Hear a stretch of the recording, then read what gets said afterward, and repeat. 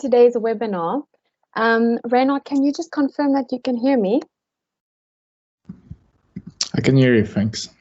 Thank you. All right. So I'm just going to start off with introducing myself. My name is Samara Kluter, and I'm an academic advisor with Ivy Academy. And we also with us today is Reynard. He is our headmaster for Ivy Academy. Hi, Reynard. Thanks for joining us. Awesome. All right, and then Constant. We also have Constant with us. He's also one of our presenters. And Constant, would you like to introduce yourself? Hello everyone, I'm Constant Bester and I'm one of the teachers as well as the head of languages here at Ivy. Thank you so much. Awesome. Okay. All right, so I'm just going to share my screen. Can you guys all see my screen?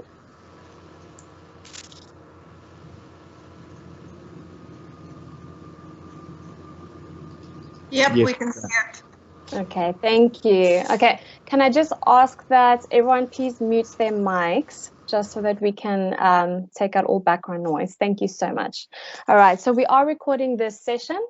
So I will send the recording link out afterwards, and you're more than welcome to ask questions during the webinar. Please feel free to put your questions in the chat, and at the end of the webinar we'll have a Q&A. We will answer all of your questions. All right, awesome. Okay, so today we're going to be discussing the advantages and disadvantages of online learning.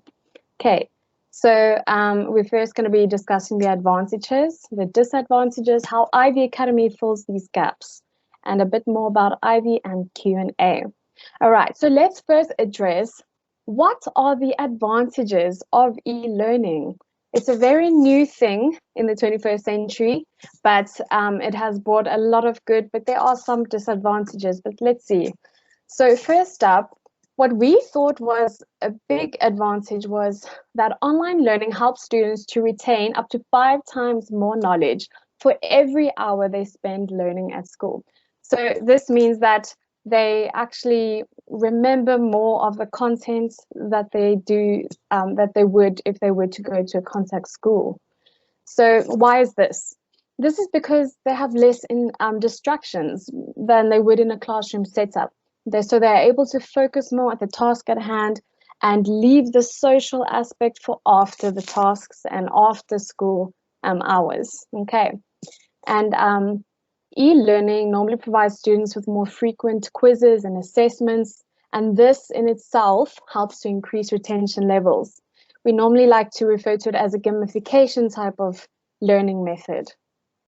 So in most cases, students actually get to see the results immediately, rather than having to wait for a long time for teachers to mark assessments or assignments. So in most cases, computer-based tests like quizzes and such, a student can see their answers immediately. So this encourages higher levels of focus and better understanding. They can see where they went wrong and all of that. So up to 80% of students claim that e-learning has helped them improve their grades. That is a very, very big percentage, 80%. Okay, number 2, what we thought was a very big advantage for online learning was more control over friendship groups, and more emotional stability, and also more control over social influences. Why do I say this? So obviously, online learning means that students can study from the comfort of their home or wherever their parents feel is best, or a safer, more appropriate environment. So it's really up to the parents as well. So letting them have school in a healthier environment helps them to thrive in their academic progress, and they can join some type of sport clubs or youth groups, for an example, where they can meet friends outside, and generally this is a much healthier environment for students to make friends. Okay, so after all, school should be mainly focused on academics and then the social aspect after that, and where they can get involved in extramural activities and such. Number 3, less time investment is needed. Why do I say this? So the main points that we came across were and that we found most research on, and also from feedback from various students, is that it demands less time than your normal traditional schooling. And why is this? Because a lot of time is saved by not having to commute back and forth to class, transport, walking from venue to venue, class to class. It saves a lot of time. All right. And students spend less time waiting for tutors or students. Let's say the teacher's running late, misses a class, students run late, they have to wait for students to start, etc. Okay. So this provides more flexibility to students, timetable and personal time as well.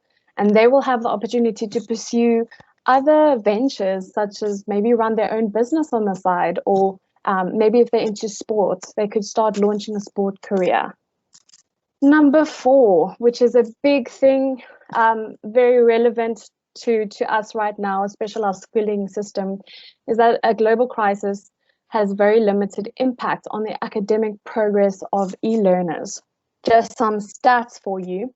Up to 1.2 billion school-going learners in over 186 countries were affected by the closing of schools during the pandemic. These numbers increase. Number 6, this is also a very interesting one. It is the greener option. What do I mean by this? It is much more environmentally friendly. So a study made by Britain's Open University concluded that online courses produce 85% fewer CO2 emissions and reduce energy consumption by up to 90% compared to contact education. That is a huge, huge number. So this is very, well, I would say it's a much better alternative for our environment. So more online content means less printing. And it's not to say that you do not use hard copy textbooks during online studies.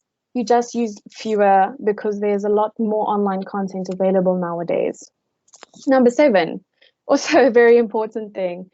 You tend to save more on costs. What am I talking about? I'm talking about your transport costs.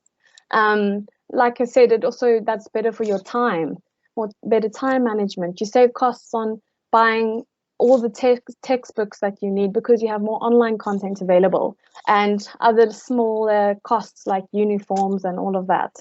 Those save costs. Now I want to cover some of the disadvantages of e-learning. As much as I would love to focus on advantages, we have to cover disadvantages. Let's see what they are. So a lot of the time we find that online can cause social isolation. So obviously a student who does online schooling is not generally around as many friends as he would be in school, or just he would be alone. And a lot of online curriculum providers are not accredited, so you lack that quality assurance in online curriculum providers, which is a very important thing when pursuing an online education. You need to make sure that your online curriculum provider is accredited to safeguard your child's education.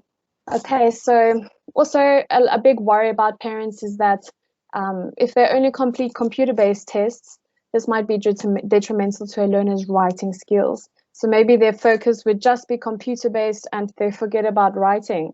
So this is also a bit of a disadvantage. And e-learning requires strong time management and self-motivation, because it really is more of a self-independent study than where you would go to school and your children have to be accountable, see their teachers every day, hand homework in. So that is another factor. So not all, similar to the lack of quality assurance and accreditation, not all online institutions provide sufficient support to students that are not doing well, who need extra help in certain subjects. So a lot of the time students might feel alone, and also parents are not always at home to make sure that their child is studying, to see what has the child even done. It's very difficult sometimes, and online learner feedback is limited. So sometimes, students aren't able to give their feedback to the online institution. So this might be a disadvantage as well. All right, so a little bit more about Ivy Academy and how Ivy Academy seeks to fill these gaps in e-learning. How do we counteract these disadvantages in e-learning? This is one of our passions and goals at Ivy Academy. So let's dig a bit more in. So let me just share a little bit who is Ivy Academy. So Ivy Academy is a registered Cambridge International Associate, an online associate, offering selected Cambridge courses online. We also offer CAPS. We are also CAPS Sakai accredited. So pursuing a Cambridge education, which is one of the top educations in the world, through Ivy Academy ensures and safeguards the legitimacy of your Cambridge education. So there again, you know that Ivy Academy is an accredited Cambridge institution, so that is plays a big factor. So our learners do while they learn, and this is an outcome that is endorsed by Cambridge International. So so remember how we said that online learning produces high levels of retention. We really focus on this, and we use the gamification strategy to really help students retain what they learn. And this is a continuous assessment after assessment and a good lesson structure. We will discuss more on this in details a little bit later on. Okay.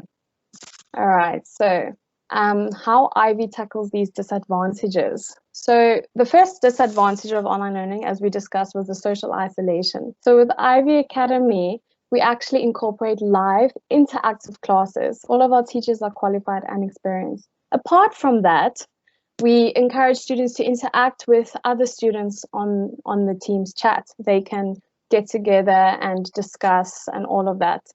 And then we also have extramural clubs. This is the online clubs that we have. Students get to participate with each other and compete. For instance, in our chess club, they get to compete with each other. So this is very good in the social aspect.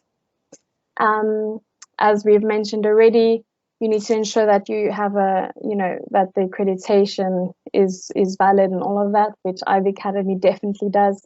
We are one of 4 online Cambridge associates in the world to be registered with Cambridge, so that is something big. We are very proud of that, and as well with Sakai.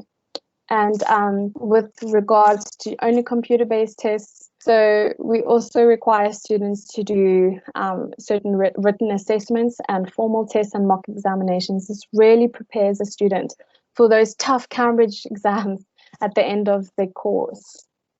Okay. And then just a few more. So when it comes to time management and self-motivation, our students are actually provided with timetables for their live classes, as well as pace setters as a reference guide. For the disadvantage where students don't get enough support, so we actually send out progress reports, which is then generated on our world-class online system with our AI model. So we actually send out reports weekly to parents, and this differentiates what does the student need to work on and improve on, and what is he doing very well in, that kind of a thing. So that is also what we, and we provide one-on-one live classes after class times if the students are struggling in a particular area. They could even reach out to the teacher via email or the academic consultant. So feedback is so important to Ivy Academy. It really is something that we take seriously, is a student's feedback. And so this we get via, always checking up on the students, seeing what's going on. Our system actually marks the students as with a red flag if the student picks up that they're not doing very well in their assessments, and that is when we keep these students accountable and check up on them. You're welcome to check on the Cambridge International website to find us there. Ivy Online Education as one of the online associates. All right, Reynard, this is over to you. He is just going to speak a little bit about our methodology at Ivy Academy. Thanks, Reynard. Thank you, Samara. Yes, so I'll be discussing the methodology we use to conduct the learning at Ivy Academy. We make use of the flipped classroom methodology, which is almost like the reverse of a normal contact-based classroom. So in the normal traditional contact-based classroom, students usually sit in front of a teacher and the teacher teaches the content and everybody learns exactly the same. And then students usually don't have time to ask questions because all of the time is spent to transfer the knowledge from the teacher to the students. With the flipped classroom methodology, we reverse it. So we put all of the content online. Everything is 100% structured per day, per lesson. We'll also discuss how the structure of each lesson is. But the students have an opportunity to first learn everything there is to know about the lesson. And then they flip the classroom so that when they do see the live teacher, they actually have time to only ask questions on the topics they don't understand and get very specific and tailored help. So it has been proven that the flipped classroom methodology is much better since a student can learn at their own pace and then also get specific feedback from a teacher. So each lesson is more or less an hour long, and it's divided into 6 sections. So we have a small 5-minute objectives lesson where it shows you exactly what the objectives of the lesson is. Then there's a elicitation section, which is essentially just covering the previous lesson's knowledge.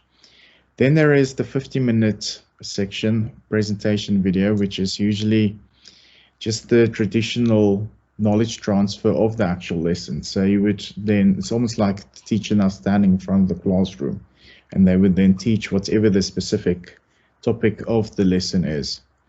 After that's followed by 2 activities. The first is we call a control practice, which tests the knowledge of everything that was done in the presentation video. So essentially it's almost like an open book test where the student is being tested if they watched the lesson's presentation video. Then after that, followed by a free practice activity, which is more difficult questions that's being asked. And then that's concluded by a conclusion video, which just sums up everything again. Like Samara mentioned, all of the activities are on the system and it's automatically and instantly marked. So students will always know how they are doing. And also the system keeps track of their progress. Also, each learner receives their own timetable for both the content that's online and also for the content for the live classes. So even though it is online and most people do have a different schedule, we still like to provide some structure or more or less a guide through a timetable. So there's still some form of normalcy for each of the students. Also, each lesson is accompanied by an ebook. So it's a little book that just gives you all of the highlights of the lesson. And also with the ebook, obviously, there's also Cambridge textbooks. Then we also provide assessments that will gauge how the student is doing throughout the course or the program. And then, like Samara also said, there's detailed reports that go out to the students and the parents, as well as the teachers and our student advisors. Accounts for parents to remain updated regarding the child's progress and the participation rates already mentioned, and then the ability to schedule limited personal sessions with teachers. So even though there are live classes or group classes with the students, we also have a booking system where students are able to actually book one-on-one time with a teacher. And they can also, when they make the booking, say specifically, this is what I'm struggling with, and then this teacher can actually prepare for that one-on-one time. And then just the last point there, Cambridge endorsed resources to support successful learning. So we do provide all of the official Cambridge endorsed resources so that we can make sure that the students are on track for the official Cambridge examinations. Then the next slide. Okay, so Samara also briefly mentioned this. Ivy Academy does offer 2 distinct curricula. So the first one is we do offer the CAPS curriculum through Sakai. So Sakai is the governing body of grade 10 to 12 distance education, and they are accredited by Umalusi. And then secondly, we are also accredited by Cambridge International. So through Cambridge International, we offer the Cambridge Lower Secondary Checkpoint offering, which is equivalent to grade 7 to 9. So the nice thing about our lower secondary course is grade 7 to 9 is 3 years, whereas for us, we'd actually do it through 2 years. Then we also offer the Cambridge IGCSE, which is grades 10 to 11. And then lastly, we also offer the Cambridge International AS and A level curriculum, which is more or less grade 12 to 13. So the difference between AS and A level is AS is more or less like the first year of 2 years of the A levels. It's not necessarily required to have A levels to enter university, but it does help you get better placement. We have done a previous webinar that you can request where we actually go into detail about the requirements for university entry. Because a lot of people are concerned, can you actually enter university with the Cambridge curriculum? And the short answer is yes. They have actually spoken to the people that regulate the universities. It's called University South Africa, and they actually have a special channel through which you can actually enter universities. But like I said, you can request the specific webinar on that. Okay, then the next slide. Okay, then just a bit more specific about the Cambridge Lower Secondary, which is equivalent to grade 7 and 9. So there's only 3 subjects that you need to do to complete the lower secondary. It's English, mathematics, and science. And then something that's very unique to Ivy Academy is that we actually offer it both in the English and Afrikaans medium for maths and science.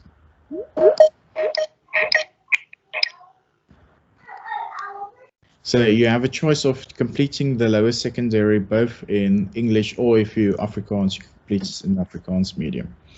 Like I already mentioned, the course is 2 years, but it covers 3 grades of CAPS essentially. Then our next intake is the 1st of July. So classes will officially start from the 1st of July. But it's very important to note that the cutoff date for registrations is on the 15th of June, so next week. Then the cost involved, so you will be paying Cambridge examination registration fees, so it's in pounds, so it depends what the pound is at the moment. So it's usually around £12.59 or more or less at the time of this webinar, £426.23. And then the textbook cost is £4,977 for the 3 subjects for the 2 years. Yeah. Then specifically to the Cambridge IGCSE, so we offer multiple subjects. We offer English, Afrikaans, mathematics, history, physics, chemistry, business studies, economics, and Zulu that you can choose from. So the IGCSE is delivered in English, and the duration is 2 years. Then our next intake is the same as the lower secondary. It's also on the 1st of July. And registrations close next week on the 15th of June. So the cost involved is also Cambridge examination registration fees, which is £4.84 or more or less R849.47. And the textbook cost is more or less in the range between R300 to R2,500. And then the Cambridge International AS and A levels, it's the same subjects that you just carry on with, but the choices are English, Afrikaans, mathematics, history, physics, chemistry, business studies, economics, Zulu. It's also offered in English, However, AS level is only 1 year, but if you want to complete the A level, it's an additional extra year. Then the next intake will be January of 2022. Then the registration fees involved for the AS level exams is £46, which is more or less 944 Rand. And for the A level exams, it's £67 or more or less 1,388 Rand. And also the textbook cost is more or less in the range of 300 Rand to 2,500 Rand. Thank you. Then I'll be handing over to Constant.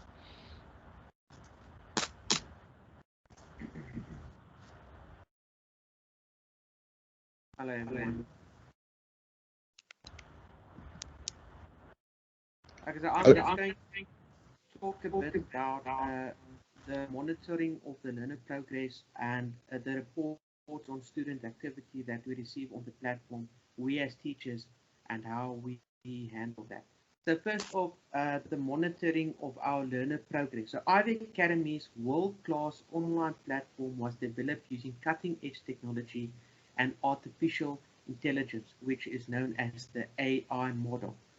So the AI model predicts the academic outcomes of a learner throughout each course, identifying whether a student is at risk of dropping out of the course. This allows reactive action to take place and enables the school to make parents aware beforehand of any improvements that need to be made. So we monitor learners' progress on the website. As you can see, I have two pictures here. The first one is the typical structure of a lesson, and you'll see on the right hand side there is the blocks that doesn't have the ticks in them, and this shows that the learner has not partaken in this lesson yet.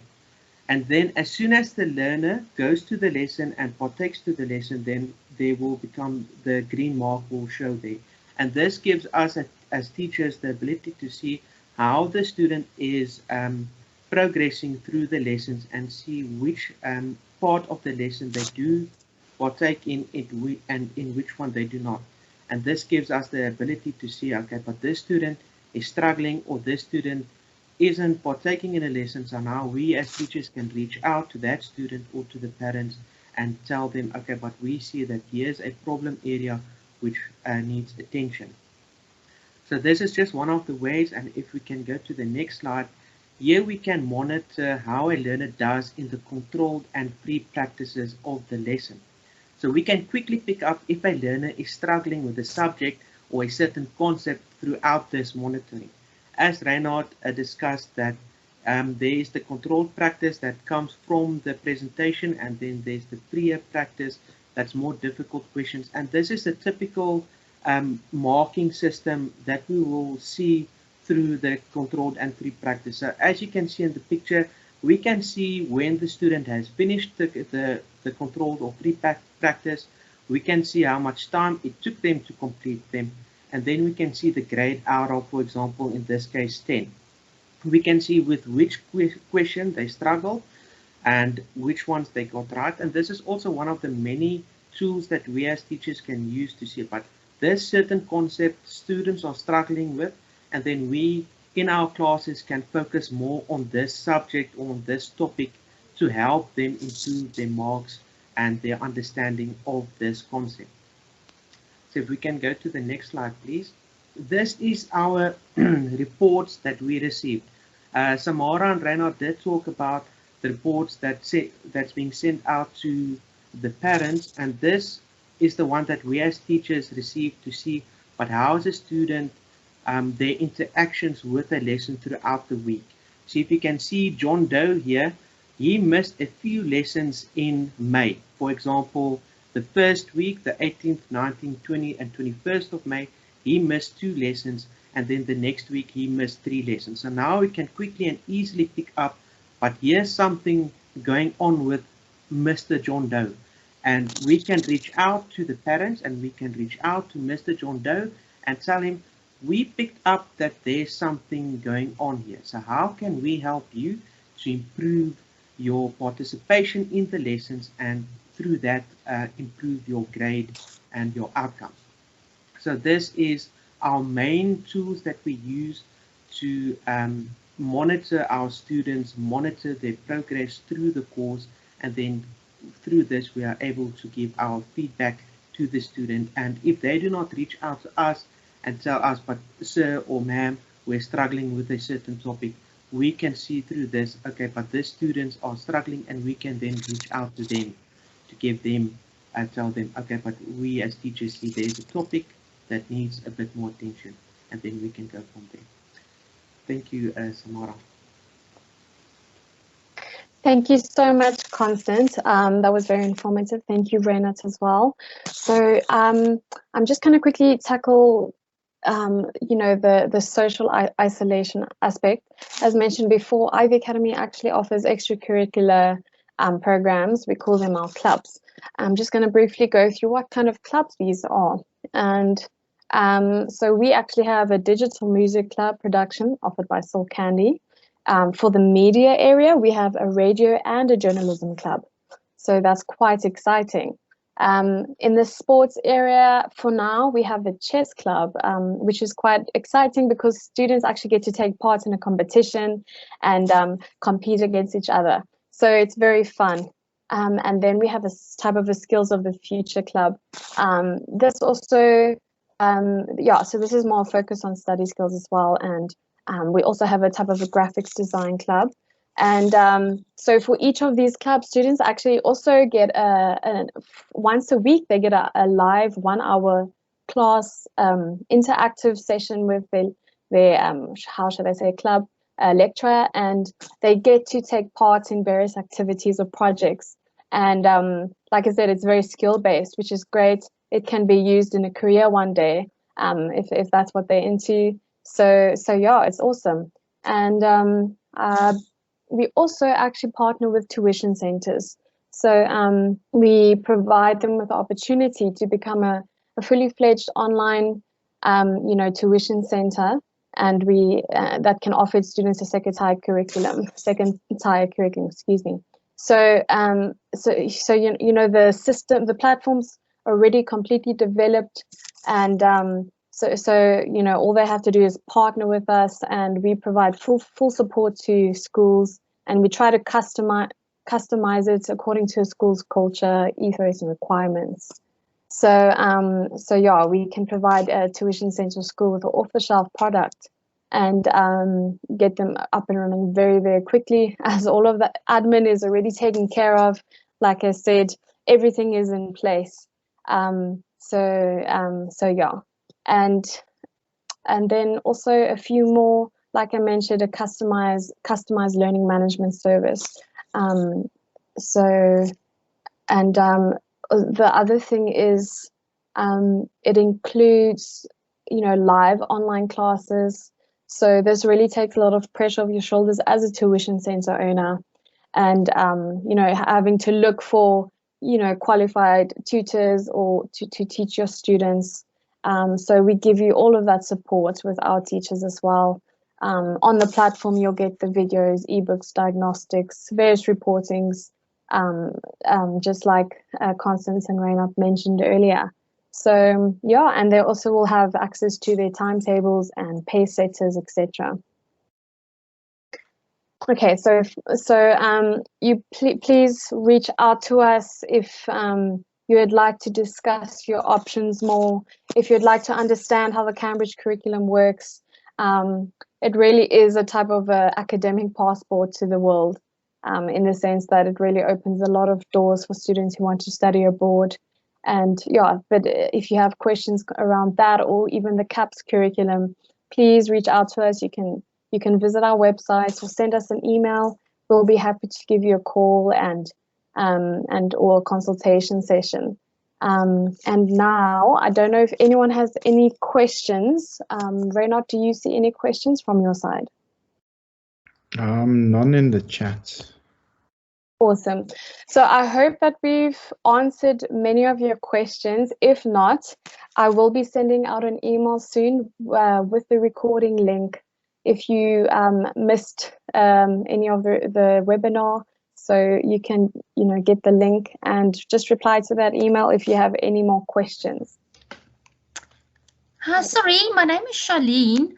I would like to know, so my son is finishing off grade 9 this year and needs to start with the CAPS for grade 10. Do we do also the enrollment now, the 15th of June for next year? Hi, Charlene. Thank you so much for your question. It is possible to register this year, but I'm going to leave this one for Reynard to answer. Reynard, can you fill in here? Thank you. Hi, Charlene. Just quickly tell me, do you want to register next year or do you still... So I don't know when I'm supposed to register. Because like I say, he's finishing off grade 9 end of this year because he's in a normal school.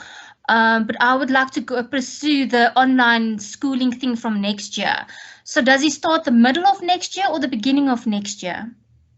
So he will start the beginning of next year. So you can register him for IGCSE specifically. Okay. And then the IGCSE will be 2 years. And then after that, he can then do the AS levels for extra year. So yes, the answer is he can start next year, beginning of next year. Fantastic, thank you. Charlene, sorry, I just wanted to confirm, were you wanting him to start the CAPS curriculum or the Cambridge for next year? Yeah, no, I heard his reply, but it's the CAPS, but I'm sure that okay. Okay. I heard that, but don't worry, no. It's just if I can enroll him from next year. But when do I do the submissions? This year or end of the year? Reynard? So you can already register if you want to now, but registrations are up until December for January intake. Yeah, I hate admins. If I can get it over and done with, then it's another thing down my slate. Thank you. Perfect. Okay, perfect. All right. If there are any more questions, please just respond to my email and I will be more than happy to answer anything that you have, any queries that you have. But thank you so much for joining us, for taking time out, and I hope you have a blessed week further. Thank you, guys. Thanks, bye. Thanks.